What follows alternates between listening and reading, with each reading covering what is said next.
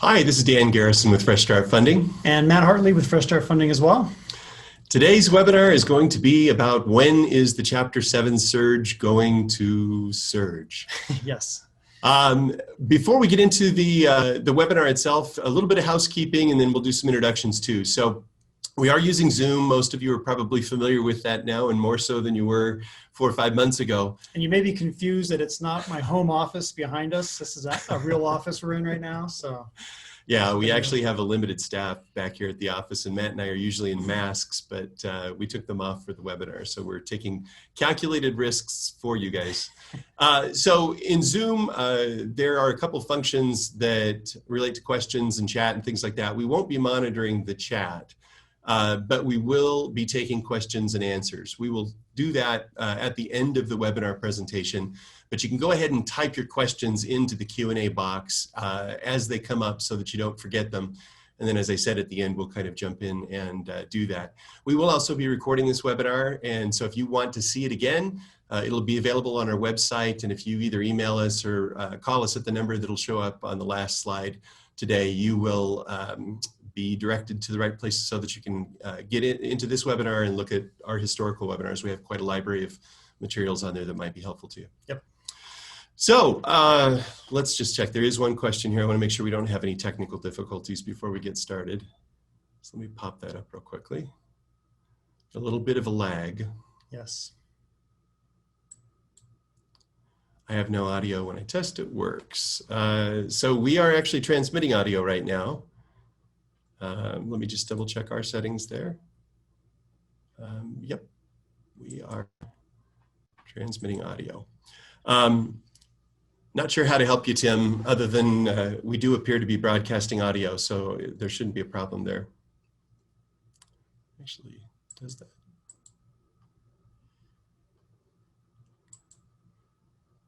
Let's just check that again. Test, test, test. Yeah, actually, we're not getting any now. Test, test, test.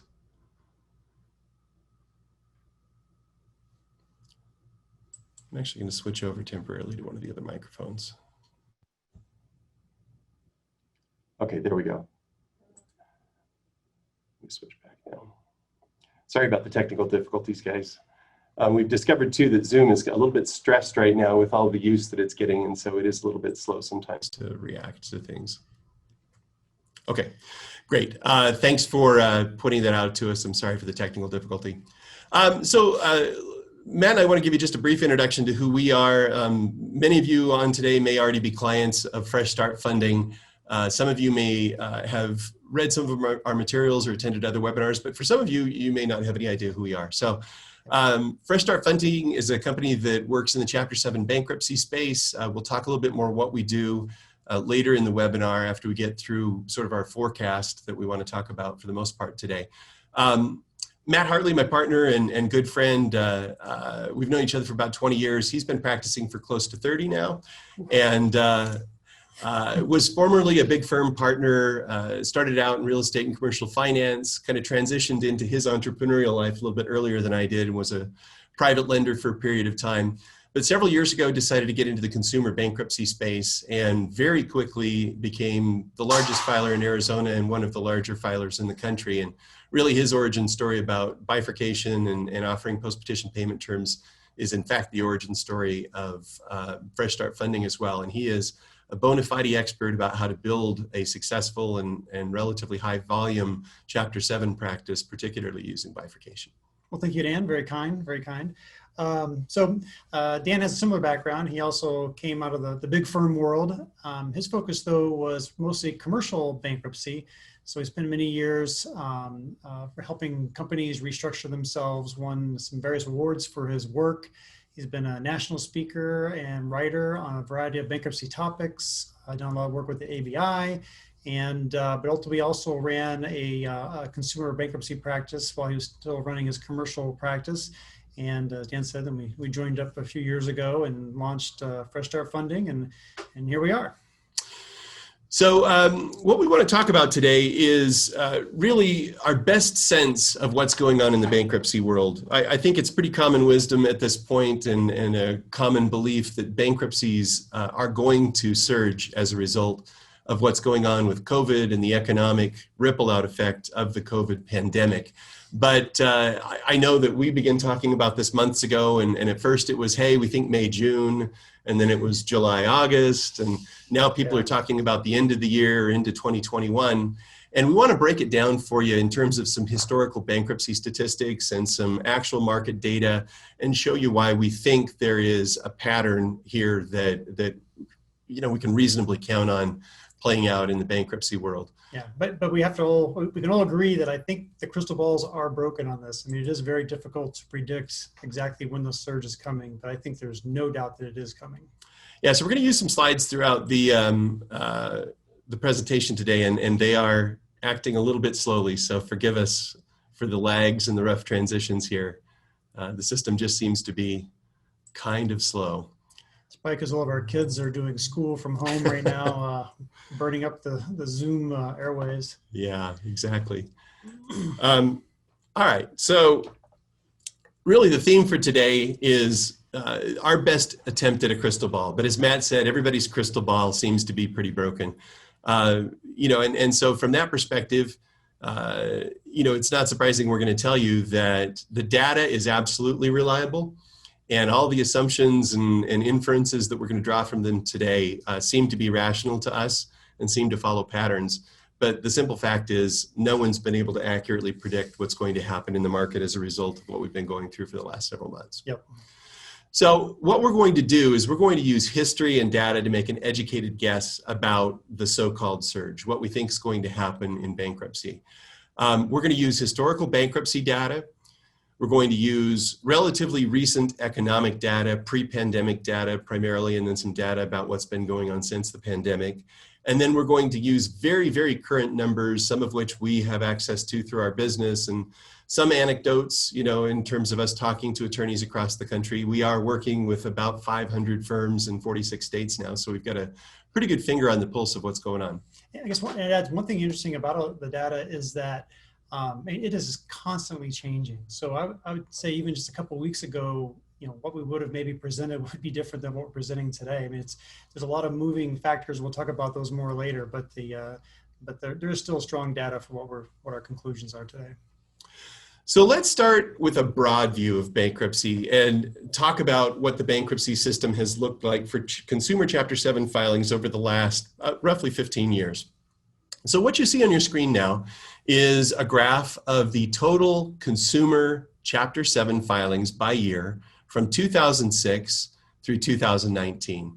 And not surprisingly, what you see is that there was a drop off, really at the tail end of the boom cycle when everybody was just kind of rolling in success before the Great Recession. It's also coming off of BAPSIPA too, in 2005. Yeah. So there was a big surge in October, November of 2005, obviously, which took a lot of the demand that might have carried over into 2006 out of the equation.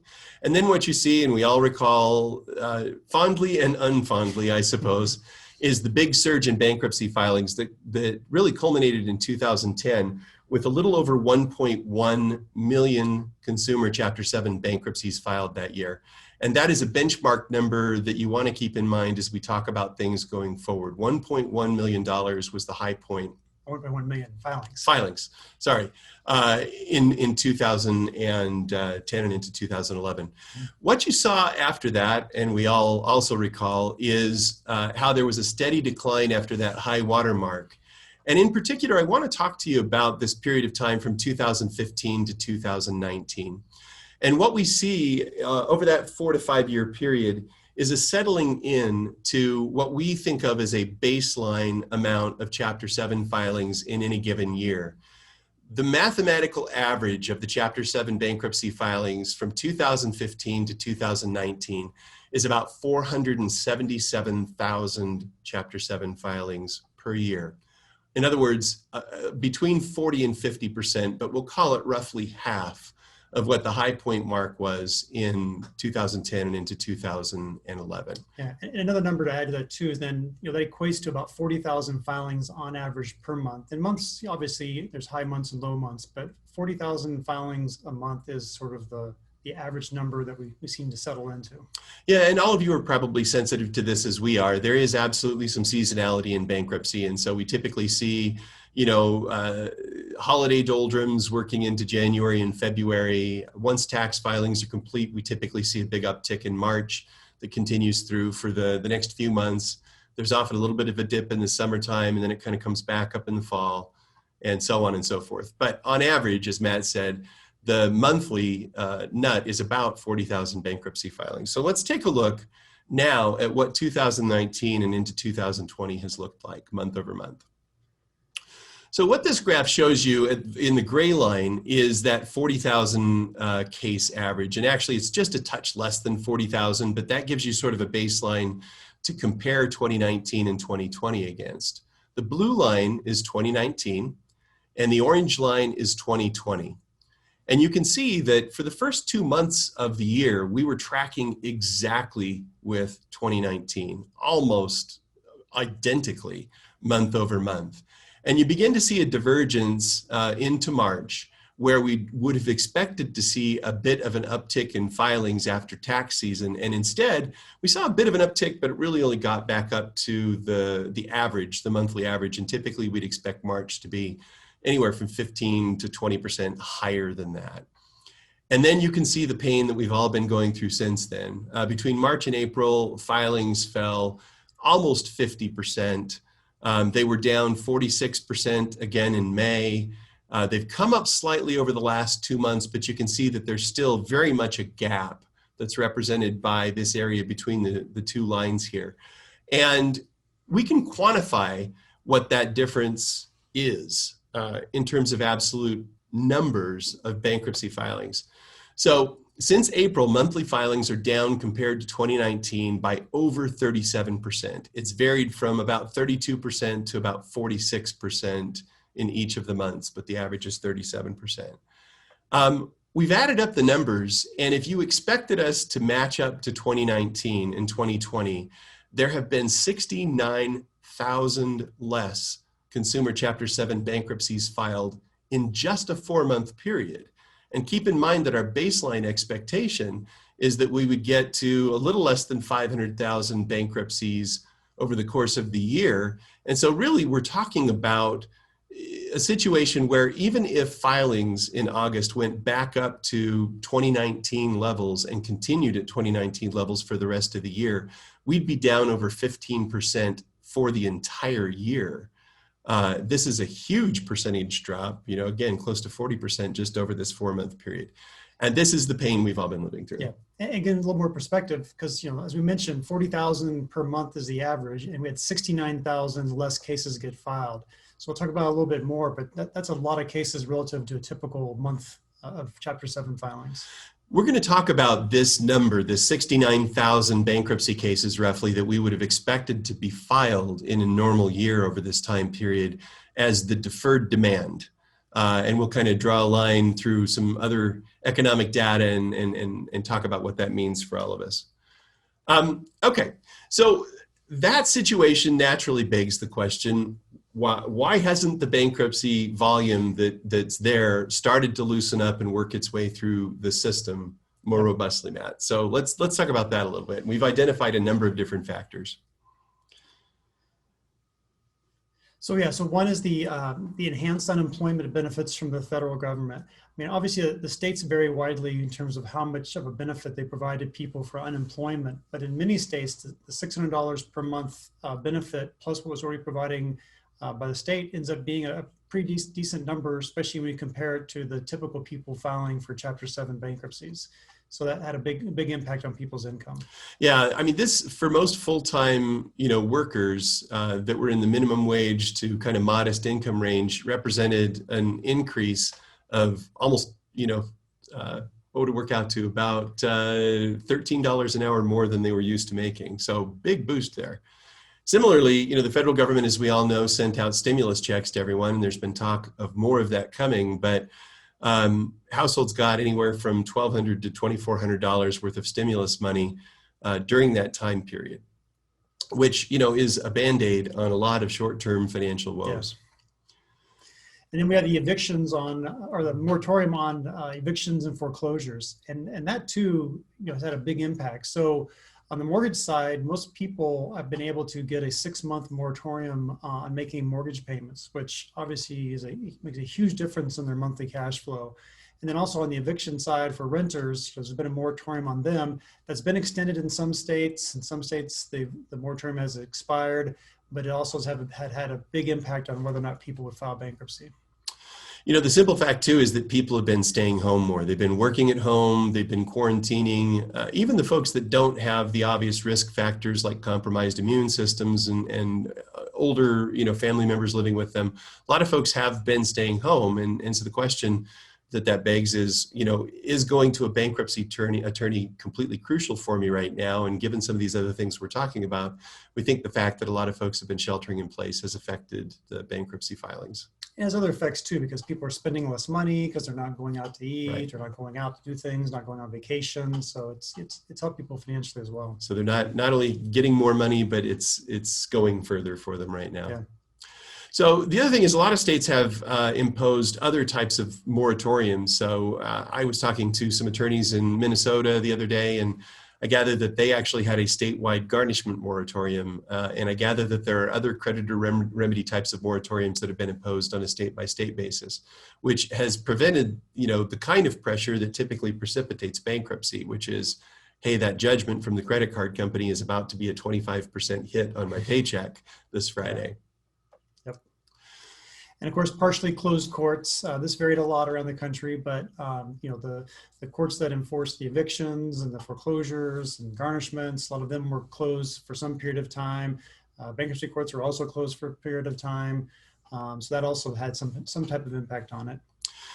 And then, a lot of times we don't think about this, but it actually takes, manpower to push through bankruptcy pressure or financial pressure on debtors from creditors. And so we have a lot of finance and banking and credit card and other types of creditor companies that are also dealing with, temporary business closures or work at home situations, layoffs, furloughs, things like that has understaffed them to be able to push through some of the normal creditor pressure that we see on debtors. Yeah.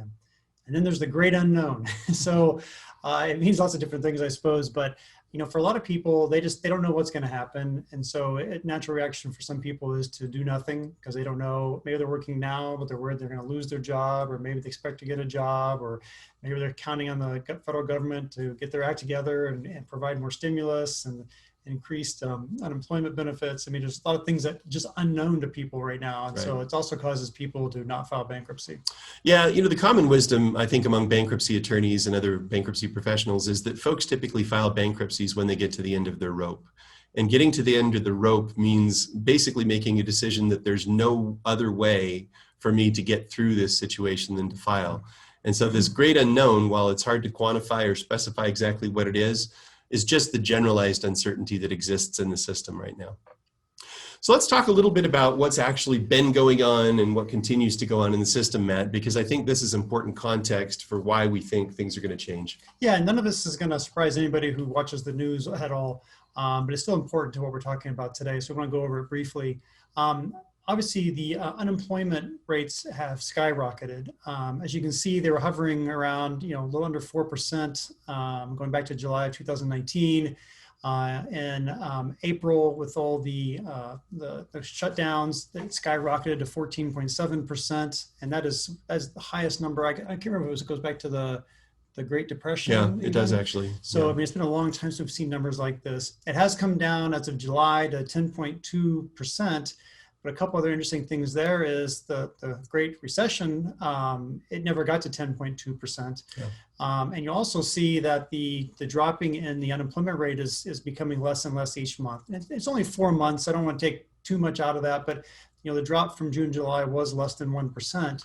So that would seem to indicate that August may be the same. That'll again be a pretty small drop in the unemployment. Yeah, and anecdotally, we all know situations where businesses have reopened, particularly restaurants with limited service, other hospitality or food and beverage related businesses have been able to reopen in a limited way.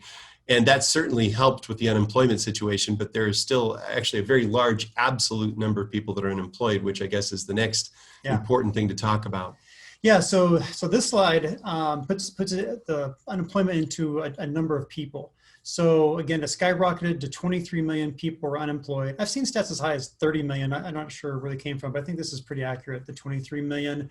It's been coming down, but if you go back in time a little bit to the left side of the graph, you'll see that just normal employment levels in the U.S. are actually really low. Unemployment levels in the U.S. still results in about 6 million people looking for work at any given time. Right now, we're at a little over 16 million people that are unemployed. So that means there's 10 million people out there who would normally be employed or maybe even were employed just a few months ago. So 10 million people, that's a big number. And again, you need to have context of, if a little less than 500,000 is a typical amount of Chapter 7 bankruptcies and the high water mark was 1.1 million, and now you have 10 million extra people who are unemployed.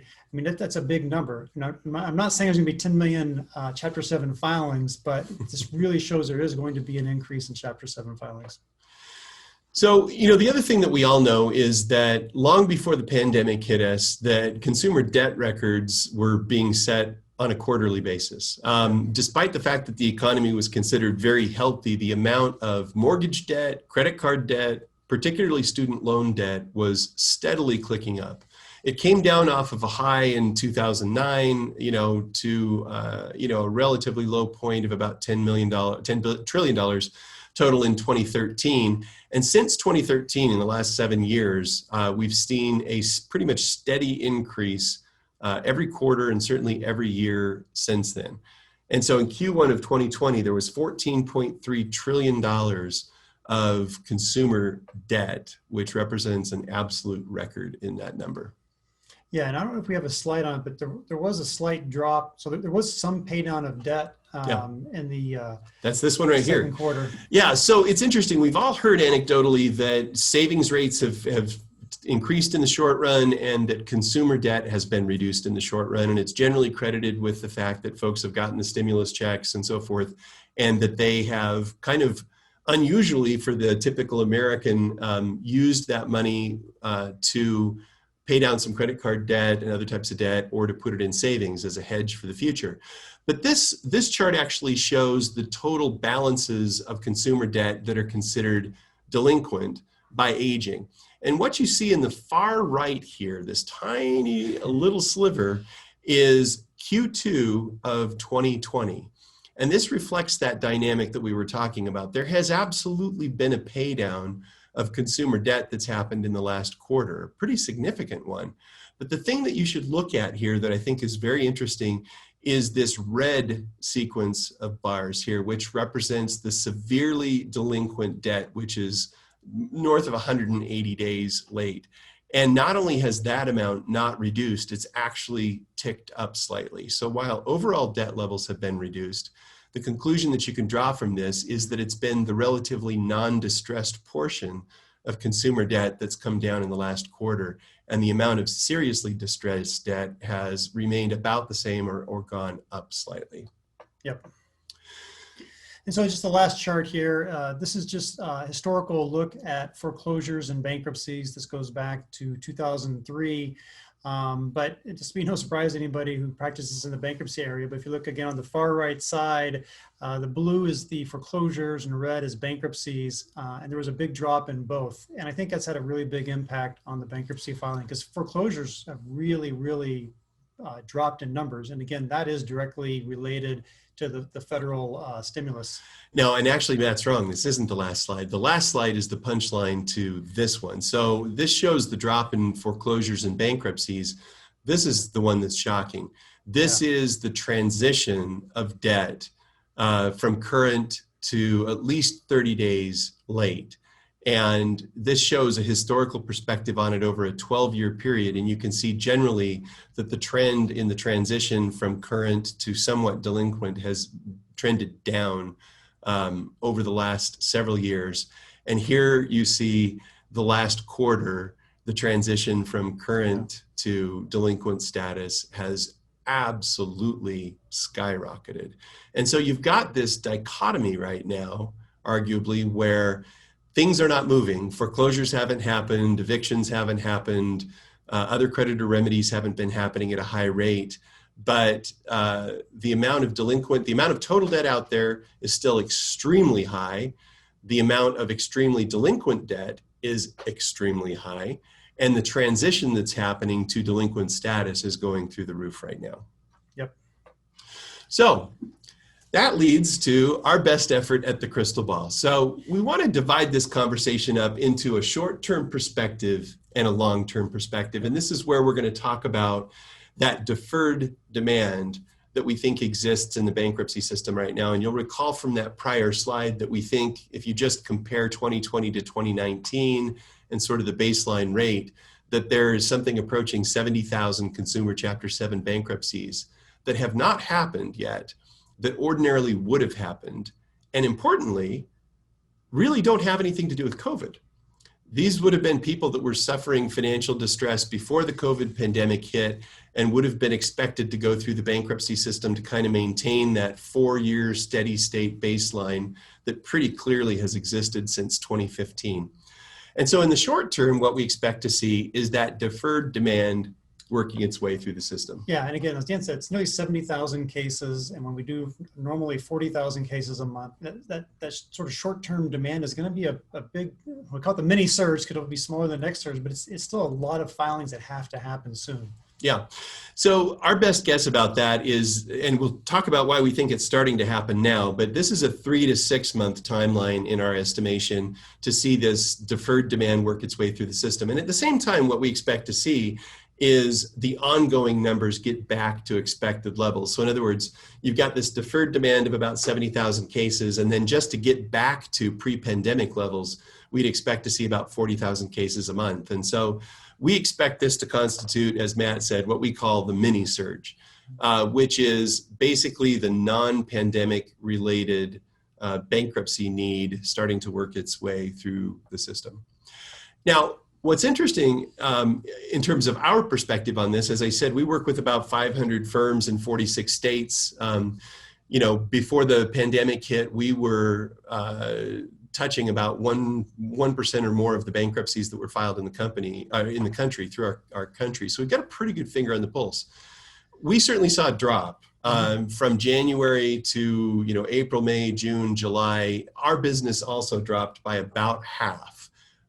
Still pretty robust, but obviously a noticeable drop.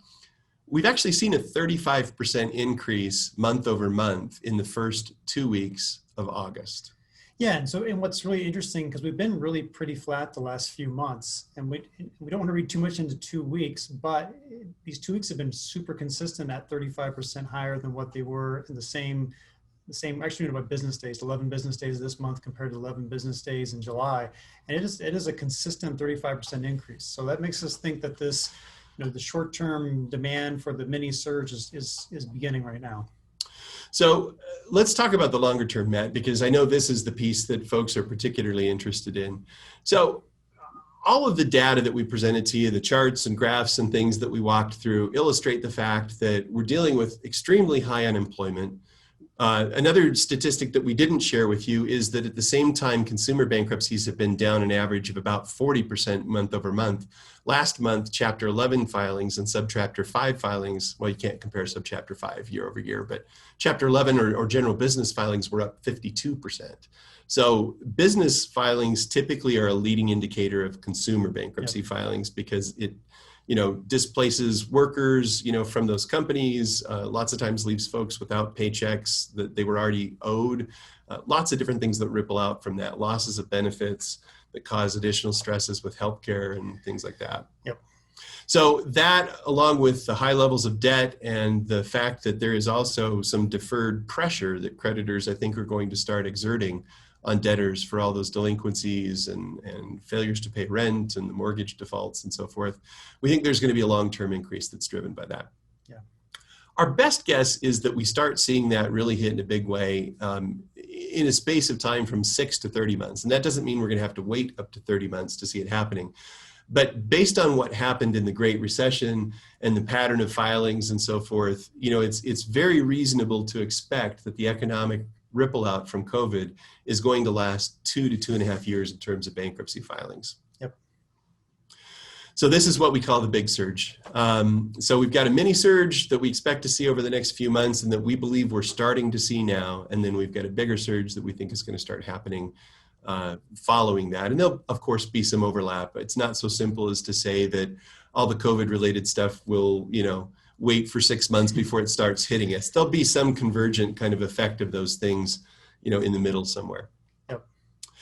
So the other question that we get a lot, Matt, that I'm sure folks on the webinar are curious about is how has our payment management portion of the business gone during the pandemic? Yeah, and the short answer is really well. Yep.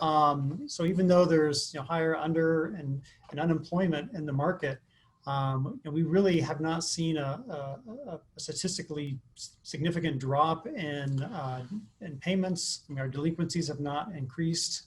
So we're really happy with that. Yeah, and actually, some frame of reference for this probably would be helpful. So, the national statistics are that when bankruptcy attorneys try and collect their own payments from debtors, that they collect about 72% of the money that's owed to them. And in other consumer law areas, it's modestly higher than that, but bankruptcy hovers around 70%. As a business across our entire portfolio of payment management that we do for attorneys, which is millions and millions of dollars and thousands of debtors, we typically collect just a little north of 90% of the money. I feel like we should high five with that. Yeah, right. It's really a phenomenal collection rate for people just coming out of bankruptcy. So what we've seen, so Matt alluded to the fact that we certainly have seen higher under and unemployment. We've actually started collecting that data as we interact with debtors in our payment management portion of the business so that we can start collecting some trending. And we don't have enough yet really to draw conclusions from it, but certainly it's there. And we've certainly modified some payment plans. So we've offered some forbearance to debtors on payments. This is something we typically do anyway. We've just seen a little bit of an uptick to it. It doesn't cost debtors anymore to defer or forbear some payments or restructure their payment plans. And it doesn't cost attorneys who work with us any more than that. It's part of our flat rate service. We've also developed incentives to maintain positive credit reporting for these folks. And the general rule of thumb has been if you communicate with us and if you live up to your commitments, particularly to continue communicating, but also to perform and make partial payments and so forth, we've created incentive structures for them that they can maintain positive credit reporting, which is a big part of both the carrot and stick that we have built into our business that helps us be able to collect the payments.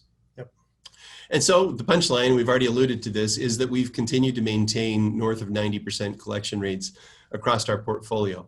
Now, we're realists, and so as stimulus money dissipates and enhanced unemployment disappears or reduces, and as some folks realize that they're not going to be able to immediately go back to work, we expect to see some pressure here. We're very quick to adapt to the situation as we see it, and we're pretty creative about how we maintain our track record. But so far, the payment management portion has gone really well. Yeah. But we have a very, I don't know if this is the next thing on the slide, but we have a very unique approach to collection management. We're our payment manager. We are not collectors. We're not a collection company. We really are a payment manager, and we work hand in hand with our attorneys, and we treat the debtors the same way attorneys would treat the debtors, and that's with respect and understanding, and as Dan said, making changes as necessary. When we first started Fresh Start Funding, we really intended to rely on technology as our primary way of collecting payments. There's awesome technology out there now, and we use it where you can send text reminders and email reminders to the debtors before payments come out. You can send them congratulations. You can, if they miss it, you can send them a text or email with a link where they can easily go in and make a payment or update a debit card.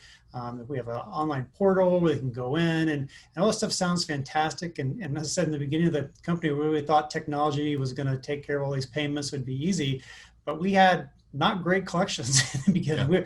We were closer to the 72% Dan mentioned. We were doing a bit better than that, but still closer to that. Yeah, but that number comes from Clio, and that's based on their, they process the payments, they have all the data. It's thousands of bankruptcy attorneys. So that 72% is a really real number. But what we quickly learned though is technology gets you only so far. And so we brought in some payment management experts, really developed a whole system, which we call our relationship-based payment management system. And what we really do is we try to build a relationship with the debtors when they come in the system. And a lot of people are surprised to hear that when debtors come in, every one of them gets a call from us. So we call to introduce ourselves, welcome into the system, remind them about that we have credit reporting and help them rebuild their credit, and really just approach everything to give them positive incentives to make their payments. And over time, the systems really evolve into an amazing system, as we talked about, of collecting more than 90% of the payments. So it really works well. Yeah, and again, it may make sense to give you a little bit more context for what it is that we do. Again, many of you who are on this webinar are working with us or have at least talked to us about our services. But Fresh Start Funding is a company that really is trying to change the way that Chapter 7 bankruptcy is practiced around the country. So we recognized early on a real gap in the system that folks who come to you are often literally too broke to go bankrupt. Under the traditional system, they have to pay fees up front, and you need to collect them all before you file the bankruptcy case, or you're going to be barred by the automatic stay and ultimately the discharge from collecting your fees. And attorneys have struggled for decades to try and figure out a solution to that, short of Congress changing the system, and we shouldn't all hold our breath about that. And the workaround that finally got some traction several years ago, about a decade ago actually, is bifurcation, which is the process of splitting your engagement into two separate formal agreements. So you do pre-petition work under one agreement, then you have the debtor sign a second agreement to do post-petition work. We teach that process, how to do it legally and ethically, and we provide forms and know-how around that. And then we also provide working capital financing. As a practical matter, offering payment terms to debtors forces you to do the work up front and pay your employees and pay your rent and so forth, and then wait for the payments to come in. And so we provide working capital for you to be able to float those payments, and then we step in as your agent to manage the payments and employ all of that human touch and technology that Matt was talking about that gets us over 90% of the dollars in the door. And then around that, we also provide a defense guarantee and indemnity. There are still districts where this is relatively new to folks, and questions get asked, and occasionally motions will get filed by U.S. trustees who don't understand the system, and we step in and protect folks when that happens. So that's essentially what we do, just to kind of give you some broad context. And then the credit reporting, which we talked about just briefly, but that's a big really selling point, for lack of a better term, with the debtors when you meet with them. I mean, they all want to improve their financial situation. They all want to improve their credit. And when you can tell them that you're going to report their payments to the credit reporting bureaus and help them rebuild the credit, I mean, it really gets debtors more, or makes them more likely to hire you as their attorney. Yeah, actually, we do have one question that makes sense to answer right now, and that is, Sally asked, are we attorneys? And yes, we are. We have a combined 53 or 54 years of experience between the two of us, both of us. I know you can't get that looking at us, but... Especially not me. I'm actually older, though. Yeah, so both of us were originally big firm attorneys. I was a commercial bankruptcy attorney. Matt was real estate and finance, and then spent several years in the consumer bankruptcy space. We both have the kind of credentials you'd want, I suppose, to rely on analysis and things from like we're providing today. Yeah. Okay, so we've kind of talked about what we do. We've talked about the current state of the market. Now let's talk a little bit about the why here, because if you buy into the idea that there is going to be a surge, or more particularly as we see it, a short-term surge with this deferred demand that exists in the system, and then a longer-term surge that's really driven by all the economic fallout of the pandemic, then the question is, how do we fit into that? And the simple fact is that despite there being more filings in the near and certainly longer term future, there continues to be a lot of competition. And the dynamic that we originally talked about of folks being too broke to go bankrupt is going to persist and arguably get worse. Folks who are experiencing long-term unemployment and well, we're seeing stress. lots of attorneys jump into bankruptcy already in anticipation of this. So we get lots of calls from attorneys who are brand new to bankruptcy. And they're looking to have us help them get going. Yeah. In markets, I can tell you where zero down or low down terms, bifurcation has taken hold. It's difficult to compete. If you're offering a traditional engagement, even if it's at a lower price, It's the classic example of asking someone for $1,000 or $1,500 when they're in distress might as well be the same as asking them for $1 million. And even if they could, enter into a layaway style plan with you to make those payments before they get relief, it's very difficult for folks to be able to come up with the money to pay attorneys before they file bankruptcy cases. We're not going to go into the nuts and bolts of bifurcation in this presentation. We have a lot of materials on our website and in the other webinars that we've presented, which we can get you plugged into if you want to get a firmer understanding of how bifurcation works. But suffice it to say, it is an enormously powerful tool to help people. And consequently, it's an enormously powerful tool for marketing and, closing engagements, in your consultations. Because whether you know it or not, the folks who don't call you or the folks who happen to talk to you and don't engage you are almost always doing that because they can't figure out how they're going to come up with money to pay you. Yep. So this is a solution to that problem that that's important and has gotten a lot of attention. Okay. We're about 45 minutes into the presentation. I'm going to check Q&A, see what we've got going on here. And to prove I'm old, I'll put on my reader so I can actually read the questions that are up on the screen. And again, I'm sorry, Zoom is kind of lagging a little bit, so apologize for the delay in getting to the questions here. I'm trying to get it to work.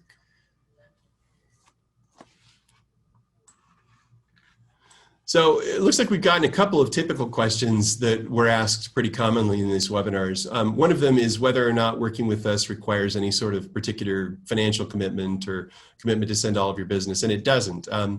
Our service is basically there to allow you to be able to offer post-petition payment terms to clients when you need to. And it varies. Some folks use this as a tool for those folks that can't come up with the money. The more successful practices offer it as an option to everyone. But signing up with us and getting a line of credit in place and the payment management services there for you doesn't involve any sort of obligation.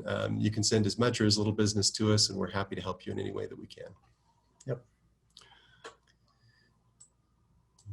Let's see here.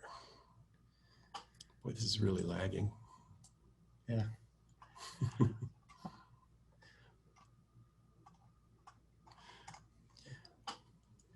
Well, the other thing we can talk about is we are going to have going to be announcing very soon an exciting change to our business. So we've started this business around financing consumers in bankruptcy, but we're going to soon be financing other areas of practice.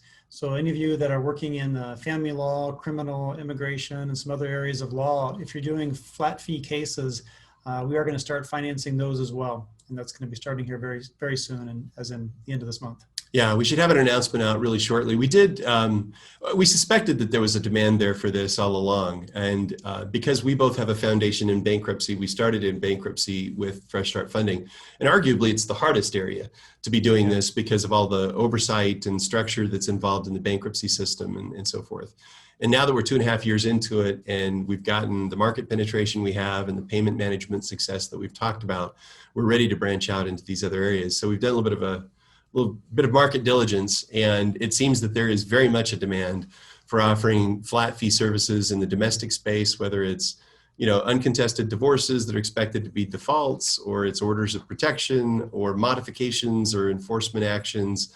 And then on the criminal side, we've talked to folks about first time non-aggravated DUIs, other minor drug offenses, other minor criminal matters. And so we're going to be structuring a program to accommodate those and other similar kinds of areas for attorneys that looks very much like our current program, where you offer payment terms under a flat fee arrangement, you submit that to us, and you're able to draw on a line of credit so that you can manage your cash flow and trust us to manage the headache of payments. Yep. That payment piece is really it's almost impossible to underestimate how big a piece of the puzzle that is.